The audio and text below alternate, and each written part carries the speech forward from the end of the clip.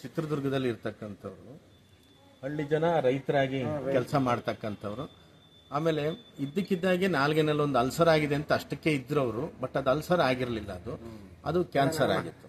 ಅದು ಗಡ್ಡೆ ಆಗಿಬಿಟ್ಟು ಗಂಟಾಗಿತ್ತು. ಮಾತಾಡೋಕ್ಕೆ ಸಹ ಆಗ್ತಿರ್ಲಿಲ್ಲ, ಉಚ್ಚಾರಣೆ ಬರಲಿಕ್ಕೆ ತುಂಬ ಕಷ್ಟ ಆಗಿತ್ತು. ಆಮೇಲೆ ಊಟ ಮಾಡೋಕ್ಕಾಗ್ದಲೆ, ಮಾತು ಆಡೋಕ್ಕಾಗ್ದಲೆ ಹಾಸ್ಪಿಟ್ಲಿಗೆ ಹೋದಾಗ ಕ್ಯಾನ್ಸರ್ ಅಂತ ಆಯಿತು.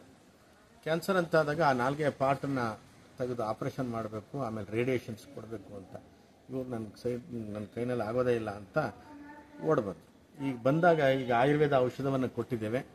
ಈಗ ಕೊಟ್ಟ ಮೇಲೆ ಮಾತಾಡೋಕ್ಕೆ ಶುರು ಮಾಡಿದ್ದಾರೆ, ನೋವು ಕಡಿಮೆ ಆಗಿದೆ, ಗಡ್ಡೆ ಸಣ್ಣಕ್ಕಾಗಿದೆ, ಆಮೇಲೆ ಸುಮಾರಷ್ಟು ಇಂಪ್ರೂವ್ ಆಗಿದೆ. ಏನು ಹೆಸರು ನಿಮ್ದು? ಈಶ್ವರಪ್ಪ. ಯಾವ ಊರಿಂದ ಬಂದ್ರಿ? ಚಿತ್ರದುರ್ಗ. ಏನಾಗ್ತಿರೋ ಹೆಂಗಿತ್ತು ಮುಂಚೆ ಅವರಿಗೆ? ಮುಂಚೆ ಹಿಂಗ್ ಮಾತು ಆಡ್ತಿರಲಿಲ್ಲ, ಗಂಜಿನೂ ಕುಡಿತಿರಲಿಲ್ಲ ಸ್ವಾಮಿ. ಈಗ ಸ್ವಲ್ಪ ಪರವಾಗಿಲ್ಲ, ಎಲ್ಲ ಇವೆಲ್ಲ ಗಂಟೆಲ್ಲ ಇದಾಗಿದ್ದಾವೆ, ಕಡಿಮೆ ಆಗಿದೆ. ಕಡಿಮೆ ಆಗಿದ್ದಾವೆ. ಹಾಸ್ಪಿಟ್ಲಿಗೆ ಹೋದಾಗ ಹೆಂಗಿದ್ರು ಅವರು? ಅಯ್ಯೋ, ಹಾಸ್ಪಿಟ್ಲಿಗೆ ಹೋದಾಗ ಎದ್ದಾಡ್ತಿರಲಿಲ್ಲ ಸ್ವಾಮಿ. ಎದ್ದೇಳ್ತಾ ಇರಲಿಲ್ಲ, ಎದ್ದಾಡ್ತಿರ್ಲೇ ಇಲ್ಲ. ಊಟ ತಿನ್ನೋದಕ್ಕೆಲ್ಲ ತುಂಬಾ ಕಷ್ಟ ಆಗ್ತಿತ್ತು. ಆಸ್ಪತ್ರೆಯಲ್ಲಿ ಏನಂದ್ರು? ಕ್ಯಾನ್ಸರ್ ಆಸ್ಪತ್ರೆಯಲ್ಲಿ ಹೇಳಿದ್ರು ಸರ್, ಅಲ್ಲಿ ಇದಾಗಲ್ಲ, ಹಿಂಗಾಗಲ್ಲ, ಹಂಗಾಗಲ್ಲ, ಆಪರೇಷನ್ ಮಾಡಬೇಕು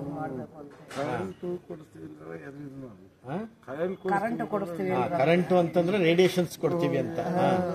ಅದಕ್ಕೆ ಆಮೇಲೆ ಈಗ ಈ ಕಷಾಯ ಕುಡಿತಾ ಇದ್ದೀರಿ, 2 ಹೊತ್ತು ಕಷಾಯ ಕುಡಿತಾರ ಅವರು. ಆಮೇಲೆ ಆಯುರ್ಬಲ CA ಟಾನಿಕ್ ಅದ್ ಕುಡ್ದಾಗ ಹೆಂಗ್ ಅನ್ಸುತ್ತೆ ನಿಮ್ಗೀಗ? ಇವಾಗ ನೀಟಾಗಿ ಮಾತಾಡ್ತಾ ಇದಾರೆ ಅಲ್ವಾ? ಸುಸ್ತೆಲ್ಲ ಹೆಂಗಿದೆ? ಅದೇ ಸುಸ್ತಾಗ್ತದೆ, ಅದಲ್ಲ ಈಗ ಈಗ ಚೆನ್ನಾಗಿದೆ. ನೋಡಿ, ಇದು ಅವರಲ್ಲಿ ಇರ್ತಕ್ಕಂಥ ತೃಪ್ತಿ ಭಾವ. ಆಮೇಲೆ ಮುಗ್ಧ ಜನರು, ಅವರೇನು ನಾಟಕ ಮಾಡ್ತಕ್ಕಂಥವ್ರೆಲ್ಲ ಸುಳ್ಳು ಇರುವಂತದ್ದಲ್ಲ. ಆಮೇಲೆ ಈಗ ಅವ್ರಿಗೆ ಅನ್ಸಿರುವಂತದ್ದನ್ನು ಹೇಳಿದ್ದಾರೆ. ಆ ವೈದ್ಯನಾರಾಯಣ ಸ್ವಾಮಿಯ ಸನ್ನಿಧಾನದಲ್ಲಿ ಬಂದು ಔಷಧ ಮಾಡಿದ್ದಕ್ಕೆ ವೈದ್ಯನಾರಾಯಣನ ಕೃಪೆ ಆಗಿದೆ. ಪ್ರಾರ್ಥನೆ ಮಾಡ್ಕೊಂಡಿದ್ದೀರಾ ದೇವ್ರ ಹತ್ರ? ಏನ್ ಪ್ರಾರ್ಥನೆ ಮಾಡಿದಿರಿ?